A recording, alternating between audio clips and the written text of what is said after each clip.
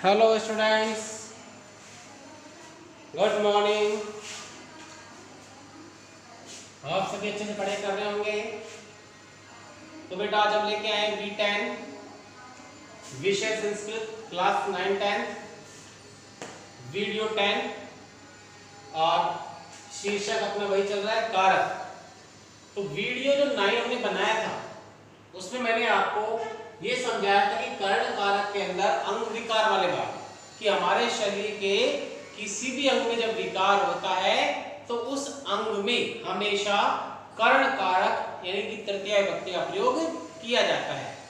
तो इसी में हमने उसमें सारे अंग के बारे में पढ़ा हमने और उनके हमने जो उदाहरण है वो भी हमने समझे थे, जिनमें मैंने बताया था आपको कि लगभग 90% जो क्वेश्चन आंसर कर्ण कारक में आते हैं उनमें अंग विकार वाले अधिकतर आते हैं।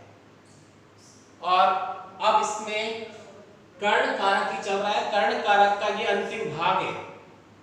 इसके बाद हम आगे जो अगले वीडियो में संप्रदान कारक शुरू करेंगे।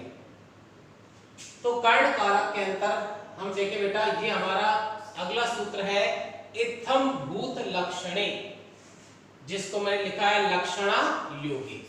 अब देखो बेटा समझ रहे होंगे, इधर ध्यान दें कि भूत इत्थम भूत लक्षणे। देखो बेटा भूत का मतलब होता है प्राणी। क्या होता है? प्राणी। यानी संसार का, चाहे वो मानव हो, चाहे पशु हो, चाहे वो पक्षी हो, ये सभी प्राणी की दृष्टि के अंतर्गत आते हैं। तो प्राणियों के अंतर्गत जो लक्षण यानी लक्षण दिखाई दे, यानी कई चीजों को हम क्या करते हैं कि उसके कुछ पहचान से पहचानते हैं। तो उस पहचान को पहचानने के लिए या उस पहचान के द्वारा उसको देखकर हम कह सकते हैं कि यह व्यक्ति ये हो सकता है। जैसे कि आपको मैं बताता हूं उदाहरण देके, जैसे मान लीजिए हम सभी जा रहे हैं और किसी ने खाकी वर्दी पहनी हुई है, सिर पे टोपी लगी हुई है, हाथ में डंडा है या बंदूक है, तो हम देखेंगे कहेंगे उसको कि यह कोई पुलिसमैन है। कोई बच्चा है बैग लगाया हुआ है और स्कूल की यूनिफॉर्म पहन रखी है, तो उसको देखेगा कहेंगे हम यह विद्यार्थी है। काला कोट डाला हुआ है, टाई लगाई हुई है और बहुत सारी किताबें हाथ में है, तो हम उसको देख के कहेंगे कि ये तो कोई वकील यानी एडवोकेट है। या फिर मान लीजिए एक व्हाइट कलर सफेद रंग का कोट पहन रखा है और वह लोगों की जांच कर रहा, दवाइयां लिख रहा है लोगों को, तो हम क्या कहेंगे उसको देखकर कि यह एक चिकित्सक है यानी डॉक्टर है। तो क्या करते हैं हम कई लोगों को पहचान कर, उनकी पहचान से, उनके लक्षणों को देखकर हम बता देते हैं कि यह कौन है।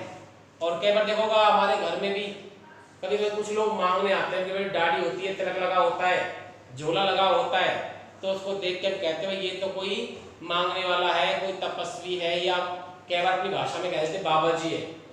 इस प्रकार भी चीज देखते हैं। तो इस बारे में आज पढ़ते हैं।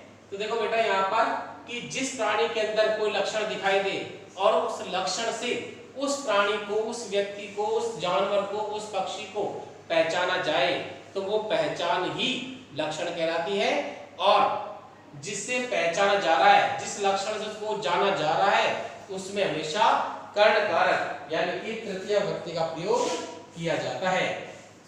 तो हम अब देखते हैं इसमें इस प्रकार आगे बढ़ते हुए। पहला जो हमारा उदाहरण है वो क्या लिखा है बेटा कि से जटाभि तापसे प्रतीयते। यहाँ हमने रेखांकित अंडरलाइन किया हुआ है जटाभि को। किसको किया रेखांकित? जटाभि, कि वह जटाओं से यानी बड़े बड़े बाल उसके, ताप से तपस्वी, प्रतीयते प्रतीत होता है, लगता है, कि वह जटाओं से तपस्वी लगता है। तो यहाँ पर तपस्वी की पहचान क्या है? उसकी बड़ी बड़ी जटाएं हैं, उसके बड़े बड़े बाल हैं। तो उससे हमने पहचान लिया कि ये तो कोई तपस्वी है, क्योंकि तपस्वी कौन होता है? जो ईश्वर की तपस्या करता है, जो कई दिनों तक, कई महीनों तक, कई सालों तक नियमित रूप से ईश्वर के ध्यान में लगा रहता है, उसे हम क्या कहते हैं? तपस्वी कहते हैं। तो इसमें जटा भी रेखांकित है यानी अंडरलाइन है। तो रेखा के जो भाग जटा भी, इसमें विभक्ति बताएंगे तो कौन सी है? तृतीया विभक्ति। और कारण क्या आएगा इसमें? मैंने बताया था भी आपको ऊपर कि लक्षण है इसकी जटाओं से इसको पहचाना गया है, तो ये क्या हो गया? लक्षणा तो जब भी इस प्रकार कोई क्वेश्चन आता है तो वहां जिसमें लक्षण हो, जिसमें पहचान हो, उससे मुझसे बता देते हैं कि ये से विभक्ति और कारण का पता किस प्रकार बताया जाता है। तो यहाँ हमने तृतीय विभक्ति और लक्षण योग्य आंसर लिख दिया। दूसरा जो हमारा है कि स वेशभूषया विद्यार्थी प्रतीयते, कि वह वेशभूषा से विद्यार्थी लगता है या प्रतीत होता है। वेशभूषा, अब वेशभूषा क्या होता है बेटा? वेशभूषा होता है जिसे हम इंग्लिश में यूनिफॉर्म कहते हैं, यानी कि पहनावा। हिंदी अर्थ क्या है इसका? पहनावा। तो वेशभूषा में तृतीय विभक्ति लगी हुई है वेशभूषया, कि वह वेशभूषा से विद्यार्थी यानी कि छात्र या विद्यार्थी प्रतीयते प्रतीत होता है या लगता है। तो यहाँ वेशभूषा में भी तृतीय विभक्ति है और लक्षण योग्य इसका कारण है। क्यों कारण है? क्योंकि विद्यार्थी की पहचान क्या है? उसकी स्कूल की यूनिफॉर्म यानी वेशभूषा यहाँ बता रही है कि वो विद्यार्थी है। इसीलिए हमने यहाँ लिखा तृतीय विभक्ति लक्षण योग्य। अब इसको हमने पढ़ लिया तृतीय विभक्ति लक्षण योग्य हमने यहाँ किया। अगला तीसरा जो हमारा उदाहरण है वो क्या है बेटा? देखो, स वस्त्रै चिकित्सक प्रतीयते, कि वह कपड़ों से डॉक्टर या चिकित्सक लग रहा है या प्रतीत हो रहा है। वस्त्रों से यानी उसने ऐसे कपड़े धारण कर रखे हैं, ऐसे कपड़े पहन रखे हैं, तो कपड़ों से बात कर रहे थे, इसलिए क्या हुआ? तृतीया का बहुवचन है। तो यहाँ पर कपड़ों से जो डॉक्टर लगता है, चिकित्सक लगता है, तो वस्त्र में तृतीय विभक्ति है। और क्यों कारण क्या बेटा इसका? वही कारण लक्षणा योग्य, क्योंकि उसने ऐसे वस्त्र पहन रखे हैं जैसे कि चिकित्सक पहनता है।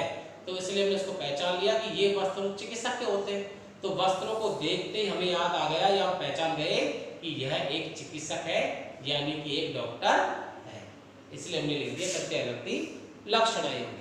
और इसमें हमारा लास्ट जो उदाहरण है वो देखिए बेटा, कि स कर्मणा क्षत्रिय प्रतीयते, स वह कर्मणा कर्म से, क्षत्रिय, क्षत्रिय समझते हैं क्या होता है?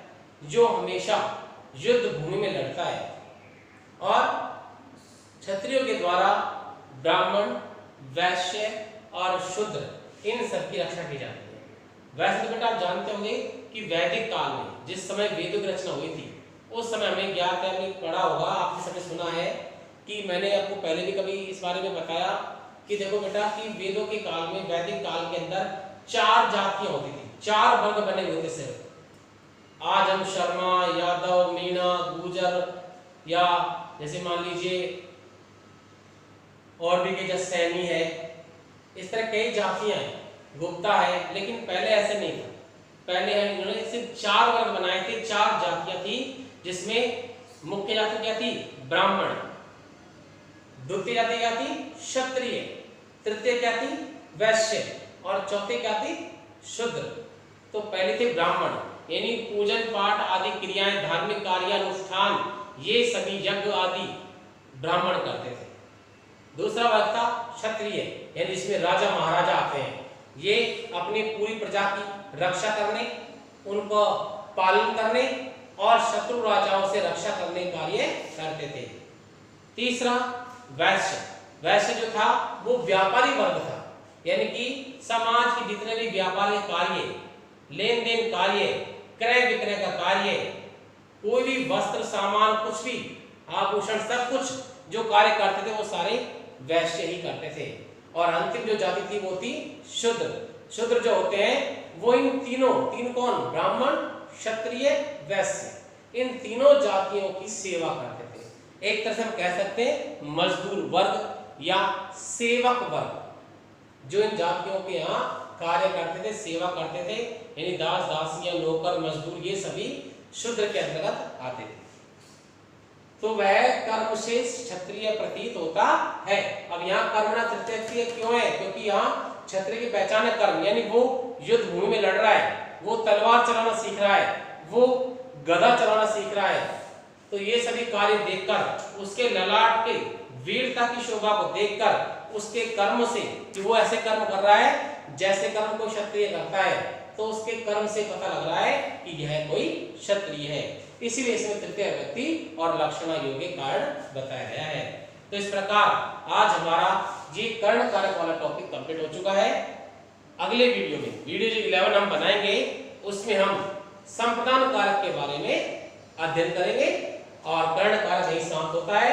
आप सभी घर पर सुरक्षित रहें और ध्यानपूर्वक सावधानी से अपने माता पिता की आज्ञा का पालन करते हुए नियमित अध्ययन करें, पढ़ते रहें।